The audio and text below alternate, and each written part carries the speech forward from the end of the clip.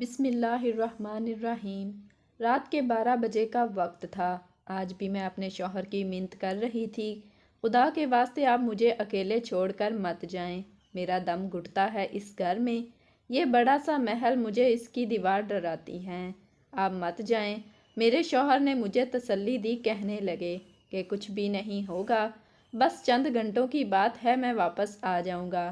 اچھا تم ایک کیوں نہیں کرتی؟ انہوں نے کچھ سوچتے ہوئے دروازے سے پیچھے مڑ کر کہا تھا، ایسا کرو کہ شمیم کے پاس چلی جاؤ، تم اس کے ساتھ سو جاؤ گی تو تمہیں تسلی رہے گی، اس کا شوہر بھی تو وہیں ہوتا ہے، وہ چوکیداری کر لے گا اور تم اس کے ساتھ سو جانا، پاگل واگل تو نہیں ہو گئے آپ افضل؟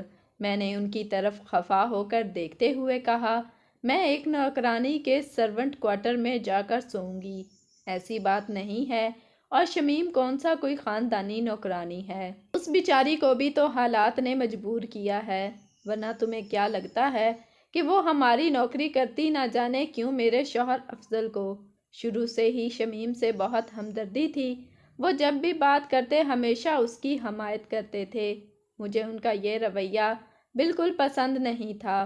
میں نے کہا، میں تو شمیم کے سرونٹ کوارٹر میں جانے سے رہی، آپ چلے جائیں، مجھے بھلے یہاں پر کوئی مار کر چلا جائے، پر میں اس گھر سے نہیں ہلوں گی۔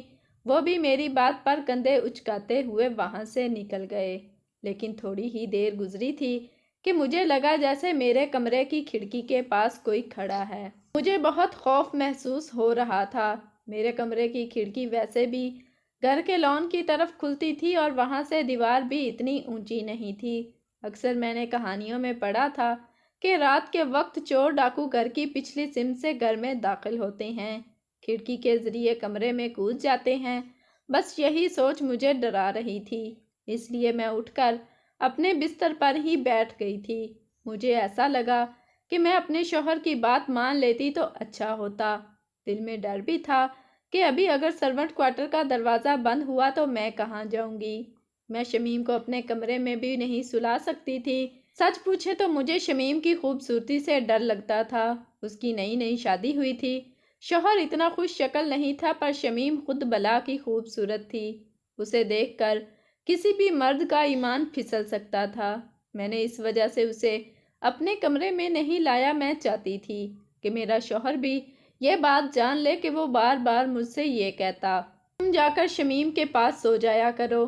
اب یہ بات میرے ذہن میں بیٹھ چکی تھی، میں اپنے کمرے سے نکلی اور بھاگتی ہوئی جا کر شمیم کے کوارٹر کے باہر کھڑی ہوئی، خلاف توقع اس کے کوارٹر کا دروازہ کھلا ہوا تھا، مجھے تو یوں لگا جیسے شمیم کو پہلے سے پتا ہو کہ میں اس کے کمرے میں آنا چاہتی ہوں۔ جیسے ہی میں اس کے کوارٹر میں داخل ہوئی، وہ میرے سامنے چہکتی ہوئی آ گئی اور بولی، آئیں آئیں باجی، لگتا ہے آپ کو اپنے کمرے میں ڈر لگ رہا تھا، کیونکہ صاحب بھی نہیں تھے، نہ مجھے تو شمیم پر حیرت ہو رہی تھی، رات کے اس وقت وہ شادی شدہ عورت ہو کر کیا میرا انتظار کر رہی تھی؟ اس کے شوہر کے پاس جانے کی اسے کوئی چاہت نہ تھی، مجھے بڑا عجیب لگا تھا، لیکن میں خاموش ہو گئی، اس وقت مجھے ان دونوں کی بہت ضرورت تھی۔ شمیم کا شوہر پہلے ہی کمرے میں موجود نہیں تھا، مجھے بہت شک ہو رہا تھا، لیکن اس وقت ڈر مجھ پر غالب آ چکا تھا۔ میں اندر آئی، میں نے کہا کہ شمیم کمرے میں اندھیرا کیوں ہے؟ تمہیں اس وقت روشنی کرنی چاہیے نا۔ میں اندر آئی ہوں بولی کہ میں پہلے ہی اندھیرے میں بیٹھی ہوئی تھی، آپ کے آنے پر روشنی کروں گی تو آنکھوں میں چبھن ہوگی، آپ ایسا کریں کہ یہاں آرام سے لیٹ جائیں۔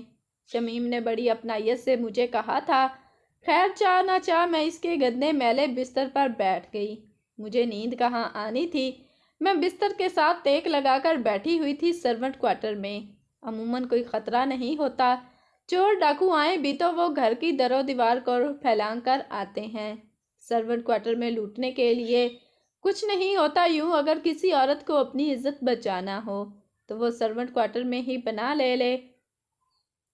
میرا تو بہرحال یہی خیال ہے۔ میں تھوڑی دیر نہیں ہوئی تھی لیٹے کہ شمیم میرے پاس آ گئی، اس کے ہاتھ میں شیشے کی ایک بوتل تھی۔ یہ کیا ہے؟ میں نے حیرت سے پوچھا۔ باجی کہیں تو میں آپ کے پیروں کی مالش کر دوں، شمیم نے بڑے خوش آمدید لہجے میں کہا تھا۔ کیوں؟ تم کیوں مالش کرو گی؟ مجھے ویسے بھی نیند آ جائے گی، میں نے شمیم سے کہا۔ نہیں باجی، آپ کو نیند کیسے آئے گی؟ لائیں میں آپ کے پاؤں کی مالش کر دیتی ہوں۔ تو شمیم نے کچھ ایسی اپنائیت سے کہا کہ میں پاؤں آگے کیے بنا رہ نہ سکی۔ میں نے اس کی گود میں پاؤں رکھ دیے۔ وہ اپنے کھردرے ہاتھوں سے میرے پاؤں کی مالش کرنے لگی تھی۔ مجھے اس پر ترس بھی آ رہا تھا۔ اس کی چوڑیوں کی کھن کھن میرے کانوں میں پڑ رہی تھی۔ مجھے اپنی شادی کے شروع کے دن یاد آ گئے۔ میری شادی کو خیر کون سے ابھی 10 سال ہوئے تھے، لیکن پھر بھی شادی کے شروع دنوں کی بات ہی اور ہوتی ہے۔ شمیم اپنی چوڑیوں کی کھنکھناتی تھی، بڑے زور سے میرے پاؤں کی مالش کر رہی تھی۔ پھر نہ جانے کیا ہوا، وہ اچانک رک گئی۔ مجھے اس کی اونچی تیز سانسوں کی آواز محسوس ہونے لگی۔ کیا ہوا شمیم؟ رک کیوں گئی وہ باجی؟ اس نے ہچکچاتے ہوئے کہا۔ مجھے لگا کہ آپ سو گئی۔ نہیں، مجھے ابھی نیند، میں نے سخت لہجے میں کہا۔ شمیم کی خوبصورتی کی وجہ سے میں شاید اس پر مزید ظلم کرنا چاہتی تھی۔ وہ بیچاری پھر سے میرے پاؤں ملنے لگی۔ کافی دیر ہو گئی، خدا جانے کب مجھے نیند آ گئی۔ جب صبح میری آنکھ کھلی تو دن کے 8 بج رہے تھے۔ مجھے بہت حیرت ہوئی۔ اس سے پہلے تو میں کبھی صبح 8 بجے تک نہیں سوئی تھی۔ میں ہمیشہ 6-7 بجے اٹھ جاتی تھی۔ خیر میں اٹھ کر ہڑبڑا کر کھڑی ہوئی تو دیکھا شمیم وہاں نہیں تھی۔ کسی کا نام و نشان نہ تھا۔ میں جلدی سے وہاں سے باہر نکلی۔ بستر پر تو میری چادر بھی نہیں تھی۔ مجھے بہت برا لگا تھا۔ میں بنا چادر کے باہر آئی، اتنے میں شمیم میرے پاس آئی۔ اس کے پاس میری چادر تھی، لیکن وہ گیلی تھی۔ یہ کیا ہے شمیم؟ کیا بدتمیزی ہے؟ تم نے رات کو میری شال کیوں ہٹا لی تھی؟ وہ باجی، اس پر تیل لگ گیا تھا تو صبح صبح جب میں اٹھی میں نے سوچا کہ کہیں آپ مجھے ڈانٹ نہ دیں، اس لیے میں نے آپ کی شال دھونے چلی گئی تھی۔ خشک ہو گئی ہے تقریباً، میں ابھی استری کر دے۔ شمیم کی باتیں مجھے بری اور عجیب لگ رہی تھیں۔ میں نے کہا تم مجھے اپنا کوئی دوپٹہ دے دو تاکہ میں اوڑھ کر اپنے کمرے تک جاؤں۔ شمیم نے واپس مجھے کمرے میں آنے نہیں دیا۔ بولی کہ آپ رکیں، میں لے کر آتی ہوں۔ وہ کمرے میں گئی، اپنی کالی سی چادر لا کر مجھے دے دی۔ میں اوڑھ کر اپنے کمرے تک آ گئی تھی، لیکن میرے دل میں عجیب و غریب خیالات اٹھ رہے تھے۔ کمرے میں قدم رکھتے ہی میں حیران ہو گئی۔ میرا شوہر میرے سامنے تیار کھڑا تھا۔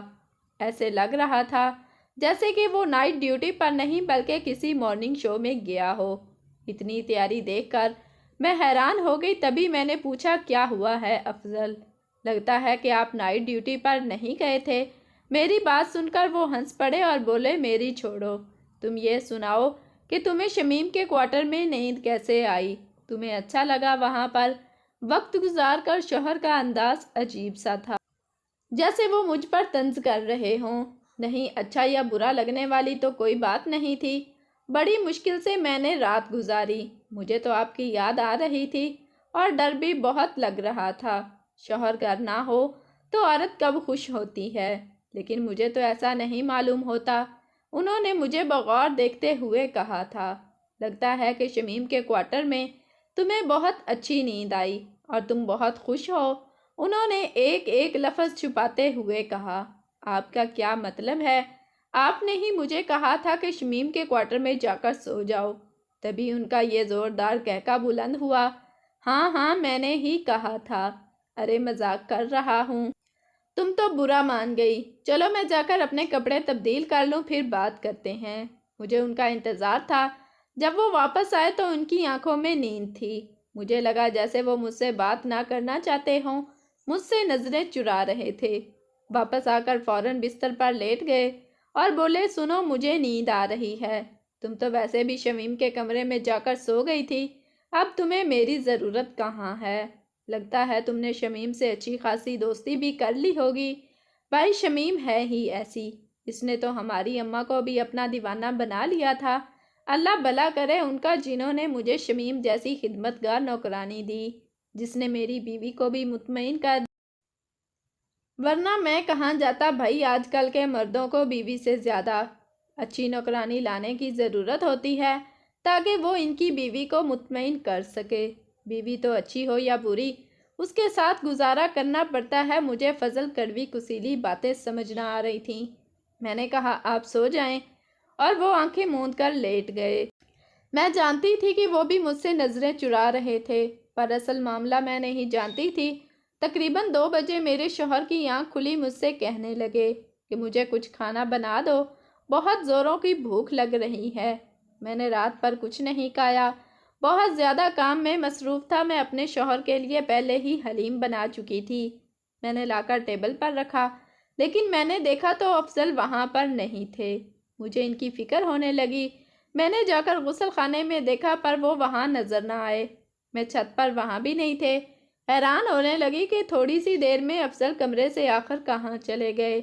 زمین کھا گئی یا آسمان نکل گیا۔ سیڑھیاں اتر کر جب میں نیچے آئی تو نیچے والے پورشن میں بھی کہیں نظر نہیں آئے۔ اچانک مجھے سرونٹ کوارٹر کا خیال آیا۔ پہلے ہی وہ شمیم کے بارے میں پوچھ رہے تھے، کہیں اس کے پاس تو نہیں چلے گئے۔ یہ عجیب سی بات تھی میرے شوہر کا شمیم میں دلچسپی لینا۔ مجھے کچھ ٹھیک نہیں لگ رہا تھا۔ میں چپکے سے شمیم کے سرونٹ کوارٹر کی طرف چل پڑی۔ وہاں جا کر میں نے دروازے پر دستک دی، بلکہ اپنے شوہر کی آواز سن کر باہر کھڑی ہو کر ان دونوں کی گفتگو سننے لگی۔ شمیم، تمہیں یہ کرنا ہوگا۔ اگر تمہیں میری اماں کے احسانات یاد ہیں تو میرا ساتھ دینا ہوگا، ورنہ تمہیں پتہ ہے تمہارے ساتھ کیا کیا ہو سکتا ہے۔ میرا شوہر شمیم کو دھمکا رہا تھا۔ یہ بات سن کر میرے تو اوزان قطع ہو گئے۔ اگر میرے شوہر کو شمیم کو دھمکانے کی کیا ضرورت پڑی ہے؟ مجھے لگا کہ شاید اس کے شوہر کو یہ بات معلوم نہیں ہوگی، پر حیرت تو مجھے اس وقت ہوئی جب اس کے شوہر نے دھیمی سی آواز میں میرے شوہر سے التجا کی، صاحب ہمیں معاف کر دیں، ہماری نسلوں میں نمک حرامی نہیں ہے، یہ تو ہمارے خون میں نہیں شامل، بھلے ہم آپ کے وفادار ہیں، پر ہم یہ سب نہیں کر سکتے۔ وہ بھی میرے شوہر کے سامنے ہاتھ جوڑ رہا تھا۔ صاحب ہمیں معاف کر دیں، ہماری قبر متخراب ہوگی، ہم اللہ کو کیا منہ دکھائیں گے؟ ہمیں چھوٹی مالکن بہت اچھی لگتی ہیں، ہم ان کے ساتھ ایسا نہیں کر سکتے۔ میں یہ بات سن کر حیران ہو گئی تھی۔ فوراً سامنے آ گئی۔ کیا بات کر رہے ہو تم افضل؟ ان دونوں سے کس بات پر دھمکا رہے ہو؟ کیا تم مجھے مارنا چاہتے ہو؟ جان سے مارنا چاہتے ہو نا مجھے، میں نے افضل پر چلاتے ہوئے کہا۔ میرا شوہر یکدم مسکرانے لگا، بولا، پاگل عورت، یہ تم کیسی باتیں کر رہی ہو؟ میں کیوں تمہیں جان سے ماروں گا؟ تم تو میری بیوی ہو۔ میں ان لوگوں کو کہہ رہا تھا کہ ہمارے کاروباری حریف ہیں، ان کے گھر میں شہد کی مکھیاں چھوڑ دو تاکہ وہ لوگ اپنے کیے کی سزا بھگتیں۔ پر یہ لوگ، ان کے چھوٹے دماغوں میں ایسی بڑی بڑی باتیں کہاں سمجھ آتی ہیں۔ اس عورت کے گھر بھی یہ لوگ کچھ عرصہ کام کر کے آئے ہیں، بس 2-4 دن ان کا نمک کیا کھا لیا، اب ان کے اندر وفاداری ان کا رنگ دکھانے لگی ہے۔ ارے مجھے ایسے لوگوں سے سخت نفرت ہے۔ میرا شوہر تو جیسے ذرا بھی حیران نہیں ہوا تھا، نہ شرمندہ، نہ ہی چونکا تھا۔ میں اس بات پر بھی حیران ہو گئی تھی، چھوٹی مالکن کون تھی؟ چھوٹی مالکن تو وہ مجھے نوکروں کے سامنے کہتا تھا۔ اب چھوٹی مالکن یا تو واقعی میں کوئی عورت تھی یا تو پھر میرا ذکر تھا، لیکن اس کے لیے مجھے انتظار کرنا تھا۔ ظاہر ہے سچ اتنی جلدی سامنے تو نہیں آ سکتا، لیکن اس دن مجھے اپنے شوہر سے بات کرنے کا موقع ہی نہیں ملا۔ اسی طرح رات ہو گئی، رات کے 12 بج گئے اور میں ہو گئی پریشان۔ اب میں بالکل بھی شمیم کے کمرے میں نہیں جانا چاہتی تھی، کیونکہ میں بری طرح دھڑک رہا تھا۔ میرے دل میں ایک انجانا سا خوف بیٹھ چکا تھا۔ ایسا لگتا تھا جیسے کہ میرا شوہر مجھے جان سے مارنا چاہتا ہو، پر ایسی کوئی بات نہیں تھی۔ ہم دونوں کے درمیان پہلے والا پیار بہت تھا، پھر بھلا ایسا کیسے ممکن تھا کہ میرا شوہر مجھے جان سے مارنے کی پلاننگ کرتا؟ رات کے ٹھیک 12:30 بجے مجھے وہی کھڑکھڑ محسوس ہونے لگی۔ ایسے لگا کہ جیسے کوئی میری کھڑکی کے باہر کھڑا ہو۔ میرے دماغ میں شوہر کی باتیں کھڑکنے لگیں۔ اگر وہ اپنے کاروباری حریفوں کے گھر میں کوئی حربہ استعمال کر کے انہیں جان سے مروانے کی پلاننگ کر سکتا ہے تو پھر وہ لوگ کیوں نہیں کر سکتے؟ ہو سکتا ہے کہ میرے شوہر کے کاروباری حریف ہوں، یہ لوگ مجھے نقصان پہنچانا چاہتے ہوں، اس لیے افضل میرے بارے میں پریشان ہوں۔ میں فوراً اپنے کمرے سے باہر آئی۔ میرے دل میں عجیب عجیب سے خیال آ رہے تھے۔ سیڑھیاں اترتی بھاگتی ہوئی سرونٹ کوارٹر میں پہنچی تو پہلے کی طرح شمیم میرا استقبال کر رہی تھی۔ آج اس کے چہرے پر عجیب سی صفائی نظر آ رہی تھی۔ کہنے لگی، مالکن، آپ پہلے آ جاتی، ہمیں تو لگا تھا کہ آپ کو نیند نہیں آئے گی تو آپ فوراً ہی آ جائیں گی۔ اچھا، تمہیں کیسے پتا کہ میں یہاں آنے والی تھی؟ میں نے مشکوک انداز میں پوچھا تو شمیم ہنس پڑی۔ ارے باجی، آپ کو نہیں پتا، آپ کے شوہر روز مجھے اور میرے شوہر کو تاکید کر کے جاتے ہیں کہ ہم آپ کا خیال رکھیں، رات بھر آپ کے پاس رہیں، میرا شوہر آپ کی تعریف کرے اور میں آپ کی خدمت کروں۔ وہ مسکراتے ہوئے بولی۔ آج اس کی مسکراہٹ عجیب سی تھی، لگتا تھا جیسے وہ کچھ اور کہنا چاہتی تھی لیکن کہہ کچھ اور گئی۔ میں نے دیکھا اس کا شوہر اسے آنکھوں ہی آنکھوں میں کچھ اشارہ کر رہا تھا۔ مجھے لگا وہ آپس میں کوئی بات کر رہے ہیں اور مجھ سے چھپا رہے ہیں۔ اس وقت میرا ڈر سے برا حال تھا۔ میں نے شمیم سے کہا کہ آج میں تمہارے کمرے میں سو جاتی ہوں، اندر سے دروازے کو کنڈی لگا لوں گی۔ وہ میرے پاؤں پکڑ کر بولی، بی بی جی، آپ کمرے کو اندر سے کنڈی لگا لیں گی تو ہم کیا کریں گے؟ ہم کہاں سوئیں گے؟ ہمارا تو ایک ہی کمرہ ہے۔ اس کی بات سن کر میں مجبوراً خاموش ہو گئی تھی۔ اس کمرے میں ایک چور دروازہ بھی تھا جو یہ والا دروازہ بند بھی کر دیتی تو یہ پچھلے دروازے سے آ جاتے۔ اس کی تو کوئی کنڈی بھی نہیں تھی، وہ باہر سے کھلتا تھا۔ میں چپ ہو گئی۔ میں نے کہا، ٹھیک ہے، تم بھی یہیں سو جاؤ۔ بولی کہ ایسے کیسے؟ میں پہلے آپ کو سلاؤں گی، اس کے بعد خود سو گئی۔ کیا مطلب؟ میں نے پوچھا۔ وہ میں آپ کی مالش کرتی ہوں نا بی بی جی، آپ کو نیند اچھی آئے گی، اس نے مکرانہ مسکراہٹ سے میری طرف دیکھتے ہوئے کہا۔ میں خاموش ہو کر رہ گئی تھی۔ سوچ لیا تھا کہ کل ابا کے گھر جاؤں گی، اس گھر میں ہرگز نہیں رہوں گی جہاں میرا شوہر روزانہ رات مجھے نائٹ ڈیوٹی کا کہہ کر اکیلا چھوڑ جاتا ہے اور نوکروں کے سہارے چھوڑ دیتا ہے۔ اس کے بعد مجھے گھر میں ڈر لگتا ہے۔ میں اس دن یہ تہیہ کر کے سوئی تھی کہ آج کے بعد یہاں نہیں رہوں گی۔ میری آنکھ کب لگی مجھے پتہ ہی نہیں چلا۔ شمیم میری مالش کر رہی تھی، پھر مجھے اپنی آنکھوں پر روشنی کا احساس ہوا تو میں ہڑبڑا کر اٹھ بیٹھی۔ میرا ہاتھ زور سے شمیم کے ہاتھوں پر لگا۔ اس کی کلائی میں چوڑیاں ٹوٹ گئی تھیں۔ وہ باہر کو بھاگی۔ مجھے یوں محسوس ہوا جیسے ایک نہیں بلکہ 2-3 لوگ اس کمرے سے بھاگے ہوں۔ میرا ڈر سے برا حال تھا۔ میں تو چیخیں مارنے لگی، شمیم، شمیم، کہاں ہو؟ اندر آؤ، کمرے میں آؤ۔ کون تھا یہاں پر؟ کیا کر رہے تھے تم لوگ میرے ساتھ؟ میری آواز بہت گھبرائی ہوئی تھی۔ کچھ نہیں بی بی جی، ہم نے آپ کے ساتھ کیا کرنا ہے؟ شمیم کمرے میں آئی تو بہت خاموشی سی تھی۔ اچھا، اگر تم کچھ نہیں کر رہی تھی تو پھر بھاگی کیوں ہو کمرے سے باہر؟ تم نے کیا مجھے بے وقوف الو سمجھ رکھا ہے؟ نہیں جی، ایسی تو کوئی بات نہیں، شمیم نے اسی لہجے میں جواب دیا تھا۔ اس کے بعد وہ پھر کمرے سے باہر چلی گئی۔ میرا تو مارے ڈر کے برا حال تھا۔ میں فوراً وہاں سے اٹھ کر اپنے کمرے کی طرف بھاگی تھی۔ اب تو مجھے یہ کوارٹر بھی صحیح نہیں لگ رہا تھا۔ اپنے کمرے میں پہنچتے ہی میں نے کمرے کا دروازہ زور سے بند کر دیا، اندر سے کنڈی لگا لی، اچھی طرح کھڑکیوں کو بھی بند کر دیا۔ مجھے اپنے کمرے میں خود کو ذرا محفوظ محسوس ہو رہا تھا۔ باہر لان اور سرونٹ کوارٹر تو میرے لیے اب غیر محفوظ ہو گئے تھے۔ میں گزرے ہوئے واقعے کے بارے میں سوچنے لگی۔ میری آنکھوں پر روشنی کون لگا رہا تھا اور کیوں لگا رہا تھا؟ میں دل میں سوچنے لگی۔ سوچتے سوچتے مجھے نیند آ گئی۔ صبح میری آنکھ کھلی تو پہلا خیال میرے دل میں شمیم کا آیا۔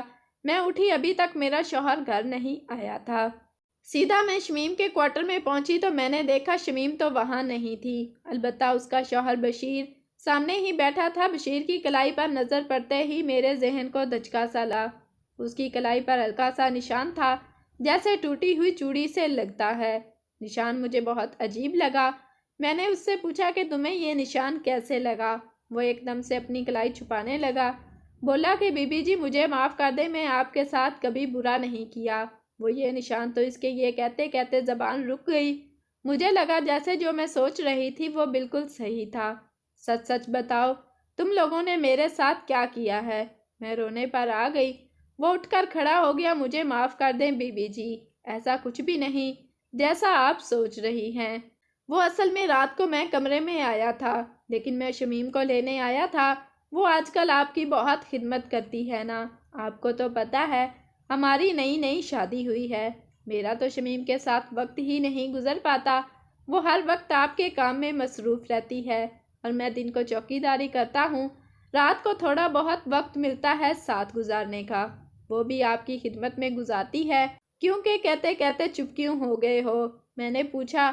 میں آپ کو یہ بات نہیں بتا سکتا، ورنہ میری اپنی جان کو خطرہ ہے۔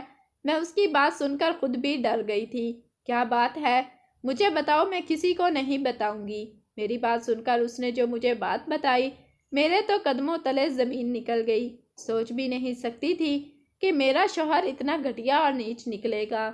میں نے تو سوچا ہی نہیں تھا کہ میرے شوہر کو اپنے آفس میں کوئی لڑکی پسند آ گئی تھی اور وہ اس سے شادی کرنا چاہتا تھا۔ بقول بشیر کے مجھے یہی پتا چلا تھا، لیکن اس لڑکی سے شادی کیسے کرتا؟ میرا باپ بھی ایک مشہور MPA تھا۔ اس کی زندگی میں کبھی کسی نے دھوکہ نہیں کیا تھا اور وہ میرے شوہر کو بھی ایسے تھوڑی بخش سکتا تھا۔ اس کا داماد دوسری شادی کرے اور وہ خاموش رہے۔ تبھی میرے شوہر نے سوچا کہ بیوی سے جان چھڑانے کا ایک ہی طریقہ ہے کہ اگر اس پر کوئی گندا گھنونا الزام لگا دیا جائے۔ میرے شوہر نے کوشش کر کے میرے ہی گھر کے نوکروں کو خریدنے کی کوشش کی۔ کچھ تو بک گئے جو رات کے اندھیرے میں میرے کمرے میں مجھے ڈرانے کے لیے آتے تاکہ میں بھاگ کر سرونٹ کوارٹر میں جاؤں، لیکن سرونٹ کوارٹر والے وفادار تھے۔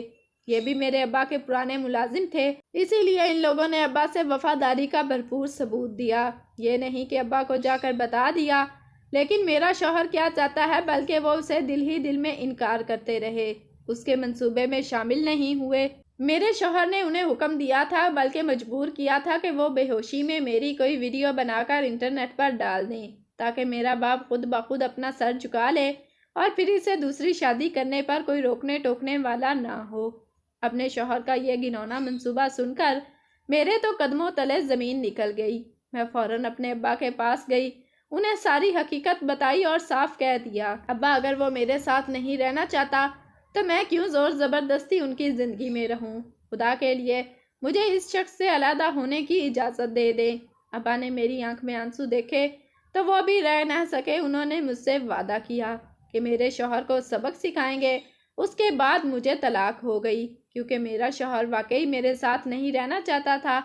پھر MPA اور MNA یا وزیر اعظم بیٹی کا باپ تو ہمیشہ مجبور ہوتا ہے۔ ابا اگر مجھے اس کے ساتھ واپس بھیج بھی دیتے تو میں ساری زندگی ناخوش ہی رہتی۔